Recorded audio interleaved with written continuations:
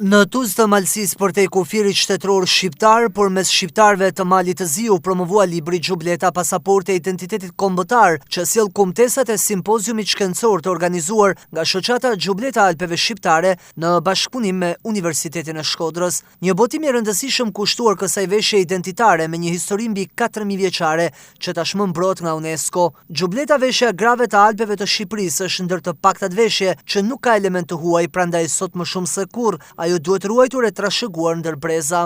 Më në fund ka njërë drejt të fiton dhe jemi edhe në mbrojtjet UNESCO-s për të, kështu që është edhe një barë ma tepër për të rujt dhe për të përcjell në brezat tjerë. Qendra për rujtjen dhe avancimin e kulturës pakicave do të vazhdojnë për të promovuar vlera, për të rujt kulturën, për të qenë ur komunikimi mes popojve dhe aja që është e vërteta pa komplekse ndaj kujt se ai që nuk do veten nuk mund të respektojnë as tjerët.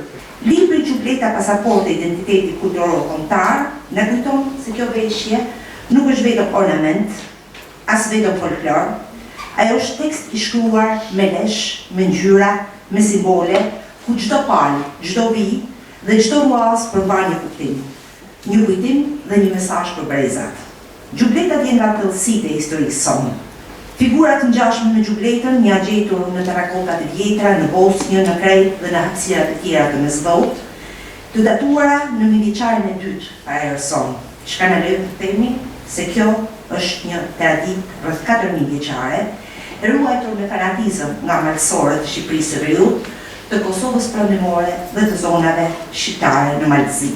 Kryefjala e librit mbetet Xhubleta, ajo e cila me të drejtë është quajtur pasaport, identitetit ton historik dhe kulturor. Themi pasaport, apo pasaport e identitetit ton historik dhe kulturor, masi çdo popull zgjedh mënyrën e vet për ta shkruar historinë. Nëse dikush e shkruan historinë përmes atyre incizimeve, shkrimeve në gur, në terrakota, në papiruse, në lëkurë pemosh apo lëkurë baktish, shqiptarët ndoshta qysh më përpara arbër me sjedh dhe i lirë dikur kanë zgjedhur ta trashëgojnë, ta shkruajnë historinë e tyre duke e qëndisur. Ne kemi qëndis historinë tonë përmes një xhublete, 4000 vjeçare, ndoshta edhe më tepër. Them ndoshta më tepër, sepse në fakt kjo nuk është thjesht një folklorizëm që po e themi 4000 sa vjet xhublet, por studimet historike, arkeologjike, gjuhësore, etnografike, etnologjike, të gjitha mënyrave që përbëjnë atë shkencë që e quajmë albanologji, na sjellin në një përfundim që xhubleta është një veshje autentike, e mirëfillt, e trashëguar brez pas brezi, që bazat i ka qysh në kohët e lashta.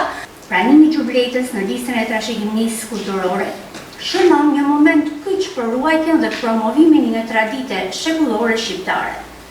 Xhubleta, një veshje e veçantë tradicionale e grave shqiptare, ka një histori të pasur që daton prej mijëra vitesh, me një domethënie të veçantë si simbol i identitetit kombëtar, por nga ana tjetër mbart edhe sfidat, të cilat e kërcënojnë si një element i trashëgimisë jo materiale.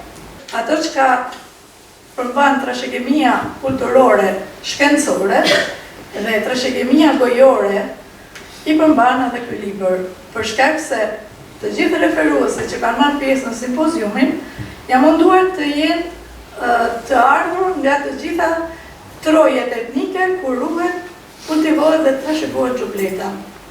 Secili prej tyre e ka pru xhubletën në të formën e vet.